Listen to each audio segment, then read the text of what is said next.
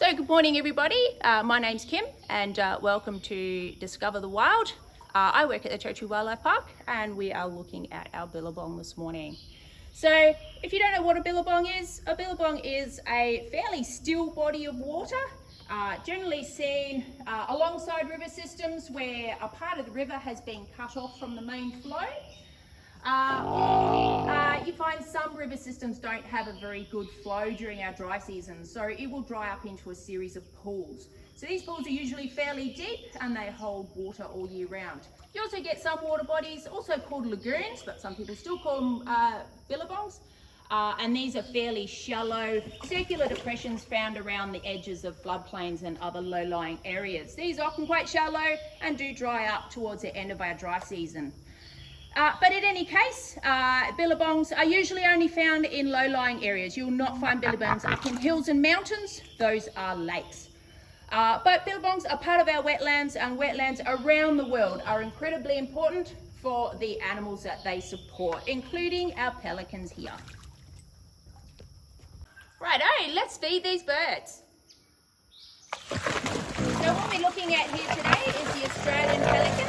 Pelicanus conspiculatus. It's found right across Australia from Tasmania right through to the north, and also seen as far afield as Papua New Guinea, New Zealand, Fiji and Christmas Island. They're normally only seen this far away when there's a drought happening in Australia. And also these birds are a bit more common in our southern states than they are up here, but they are here and can be found in pretty much anywhere where there is an open waterway in our wetlands. So rivers, billabongs, and also along the coastline. Now, like I said, it's the only species of pelican that's found in Australia, but it's one of 8 found around the world. Now, ours is not the largest. That record goes to the endangered Dalmatian pelican, which is found in parts of Asia and Eastern Europe. So that one is the heaviest. However, our pelican has the longest beak of any bird alive in the world today. And in the males, that can reach up to 50 centimetres in length, so half a metre.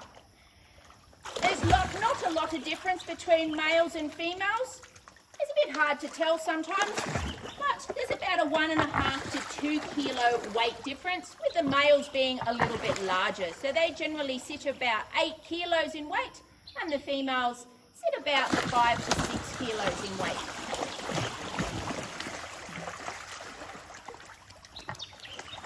Now, I'm sure you'll agree the most defining feature of the pelican is the pouch underneath his beak.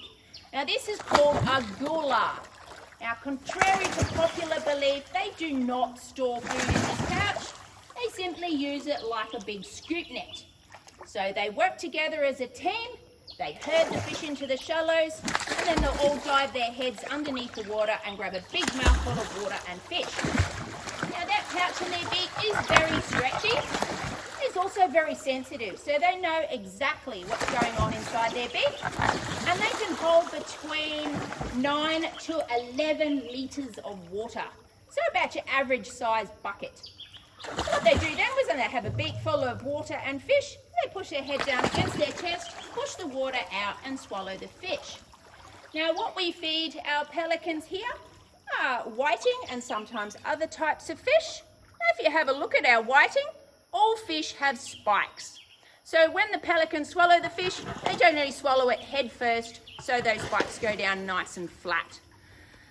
So if they grab hold of a fish, they'll turn it around inside their beak. Now, these fish, like I said, are not very spiky, so sometimes they will eat them tail first, like that one did.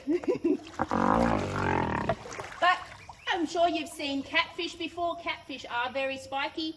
These guys will eat catfish, albeit very carefully. Now, on food, they are what's called a piscivore. So a piscivore's diet is about 90% fish. However, the other 10% can be made up of other things if they can't find any fish. So baby turtles, baby crocodiles are on the menu. They've been known to take pigeons from parks and also attack little chihuahua dogs on beaches. So beware of the hungry pelican. That is a big beak, and they can swallow a fish the same length as their own beak.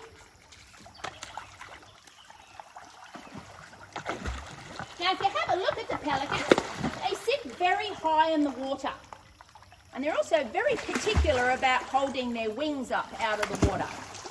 Now, we've got a couple of young pelicans here that we hand raised. And one of the oddest things about these guys is underneath their skin looks and feels like bubble wrap. So when you pick up a young pelican, all that skin crackles and crunches underneath your fingers. There is so much air underneath there. There's a couple of theories for that. One is it makes them, it helps to cushion their body as they're coming into land. They're a pretty heavy bird, so that bit of air does help to cushion the stop on the water. The other theory is it makes them very buoyant, so they float on the top of the water. Now these guys have a very big wingspan, up to 2.5 meters across their wings. And the theory is if they were to get their wings waterlogged, they would not be able to get their bulk up off the water. So hence that buoyancy makes them sit very high, and they hold their wings up very carefully out of the water to keep them dry. You'll notice there is another bird hanging around just at the moment. This is a whistling kite. Now you've probably seen lots of these guys before, along with their cousin, the black kite. They hang around our roads picking up carrion, which is mostly from, sadly, roadkill, where people have hit animals on the road. However, they do a good job of cleaning up that dead material. So I have a fish here, and she will come in and pick up the fish on the wings. So we'll see if we can capture that. Here she comes. There she goes. She's got her fish, and she'll take that up and eat that up there.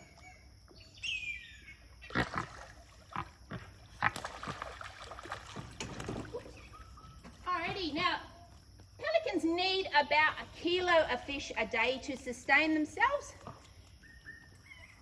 Here they don't generally get quite that much, but they're also not travelling as far as the wild ones would be, so they don't need as much food.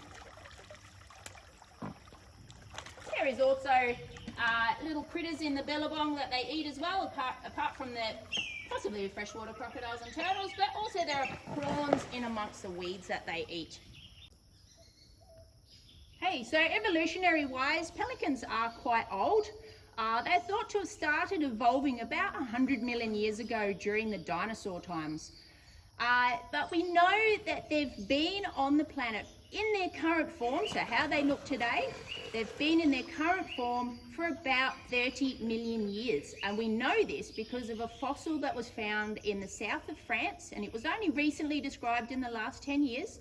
And it was of a pelican's head, neck, and beak. And this pelican was actually a little bit smaller than these guys, but it shows that these guys have been around in their current form, as you see them, for at least 30 million years, which means that they have a good design, and it has their evolutionary design has seen them through a lot of different climate change and changes over that 30 million years. It's a design that has worked well for them, so they have not had to change at all, which means they're in what's called evolutionary stasis, which is quite rare amongst birds, as they are some of the fastest evolving creatures on the planet. So I just want to thank you for joining me today. Tune in tomorrow, and hopefully you can learn some stuff about our awesome wildlife.